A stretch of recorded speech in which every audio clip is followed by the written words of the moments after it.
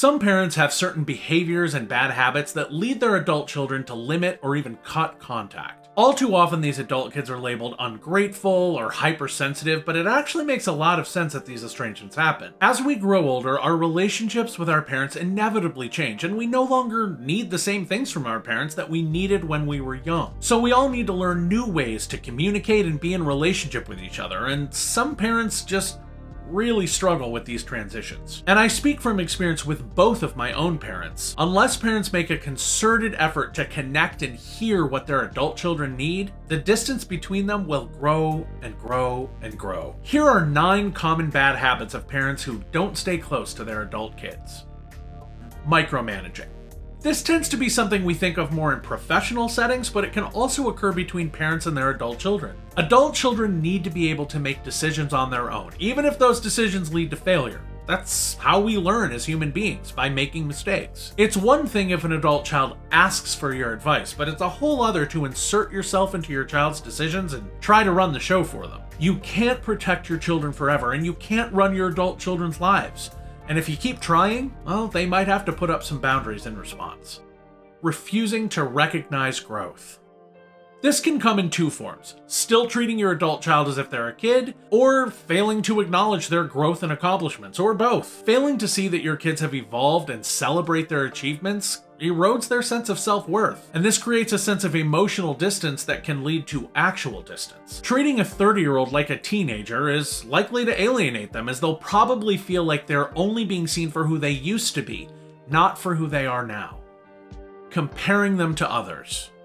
Stop comparing your adult child to other people, whether it's someone else's more successful adult child or one of their siblings. Each person is on their own journey, and while parents don't have to like every decision their adult child makes, they do have to accept and respect the fact that their children are creating their own lives. Comparing is just a way to express disapproval and rejection, and it often makes an adult child feel like they have no choice but to limit communication. I experienced this with my own father for many years, and it was only when he finally said one day, "I guess at 38 years old, you're fully baked and I should stop trying to change you," that we were finally able to find our way back to each other.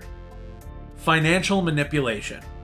Parents who financially manipulate their adult children use money to keep their kids dependent on them and have control over their lives. And using money to influence their adult kids' behavior in this way is a form of emotional abuse. Even if unspoken, there are always strings attached to this kind of financial assistance. And if a parent holds financial support over a child's head, the child may feel helpless and manipulated. In that case, setting boundaries and creating a sense of emotional but also physical distance are often the only way an adult child can establish independence from a financially manipulative parent.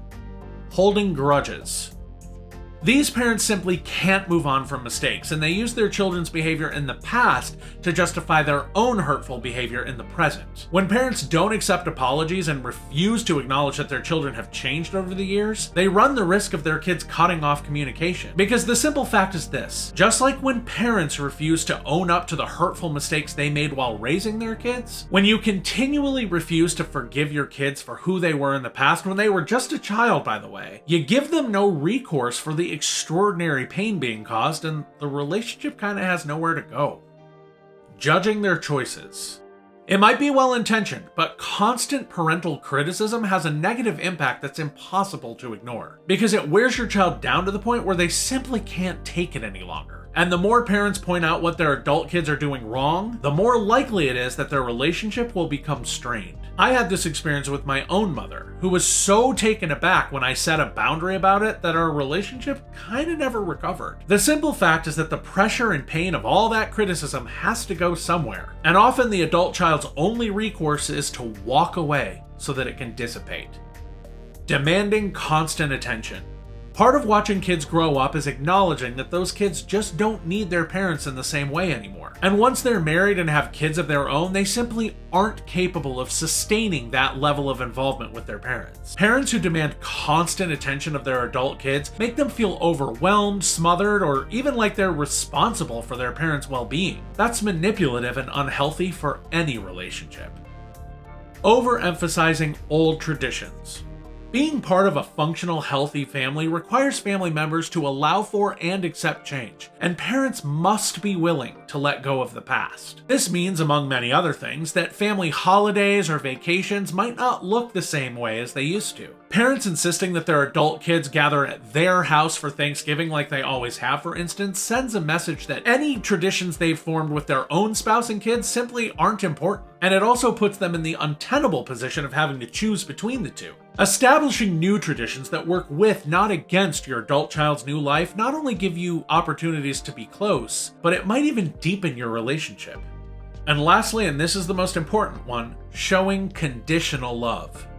Children who are raised by parents who offer love on a conditional basis are taught that self-worth is tied to how well they meet expectations, which is not only devastating to their self-esteem, but can also be dangerous as they embark on relationships in their adulthood. And for the record, conditional love is not saying I'll only love you if. Love is more than words. Conditional love looks like withholding affection or approval as punishment, for example, and especially not accepting your children as they are. Placing those kinds of restrictions on your children is extraordinarily destructive, regardless of what age they are. It also often leads to an insecure or avoidant attachment style, which wreaks havoc on that person's relationships, including with their parents. As adults, these kids often end up estranged from their parents because that estrangement is the only way they can access the protection and safety they need to begin to heal. To use the most obvious example of this, which I've experienced in my own life as a gay man with two homophobic parents, I can't focus on healing and moving forward when I constantly have you in my ear telling me that who I am